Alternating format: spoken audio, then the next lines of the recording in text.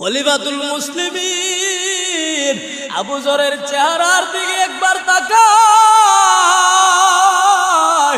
আর চোখের পানি ছেড়ে দিয়া ডাক দিয়া কইরে, আবু যর, আমি খলিফা হওয়ার পরে এই আজ পর্যন্ত যত মানুষের শাস্তি দিলাম সবাই অপরাধী, কিন্তু আজকে এমন একজন মানুষ তোমারে আমি হত্যার বদলে হত্যা করব। তোমার তো কোনো গুনাহ নাই, তোমার তো কোনো অপরাধ নাই রে আবু যর। পুরা মজমার মধ্যে কান্নার রোল। সব সাহাবায়ে কেরাম আবু যর গিফারির চেহারার দিকে তাকায়, হায় রে, আবু যরের মতো একজন মানুষের ফাঁসি আজকে দিবে, যার কোনো গুনাহ নাই, যার কোনো অপরাধ নাই। সব মানুষ আবু যর গিফারির চেহারার দিকে তাকাইয়া কাঁদে, হায় রে, এই মদিনার মধ্যে আজকে কি ঘটবে রে জানি না। যখন রায় হয়ে গেল, উমর রায় দিয়া দিছে, আবু যর গিফারি সান্ত্বনা দিয়া কই, তোমরা কেউ কাঁদবা না, চোখের পানি কেউ ছাড়বা না। যুবক আসছে না, আমার মনের মধ্যে কোনো দুঃখ নাই, কিন্তু আল্লাহর নবী বলছে, আল মুসলিম আখুল মুসলিম, এক মুসলমান আর এক মুসলমানের ভাই।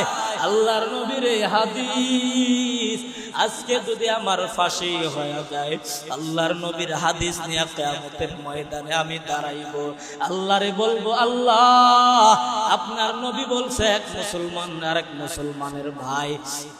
দেখেন, আমি আমার ভাইয়ের জিম্মাদার হইয়া হত্যার বদলে হত্যা হয়ে কিয়ামতের ময়দানে আসছি। আপনার নবীর হাদিস আমি জিন্দা কইরা আসছি।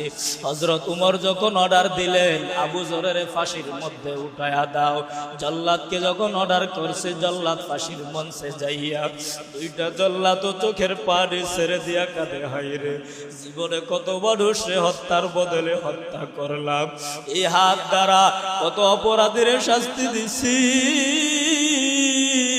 কিন্তু আবু যরের মতো একটা নিষ্পাপ মানুষে আমাদের হাত দ্বারা শাস্তি দেওয়া লাগবে।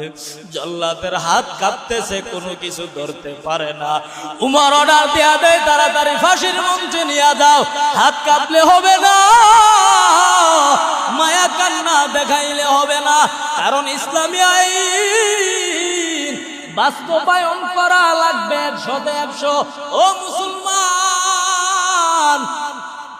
আমার এই বাংলাদেশের একটা মন্ত্রীরে যারা দেশের টাকা চুরি কইরা, যারা গরিবের রিলিফের মাল চুরি কইরা, গরিবের গম আটা, গরিবের টাকা চুরি কইরা কইরা বিদেশের মধ্যে ব্যাংকের মধ্যে টাকা জমা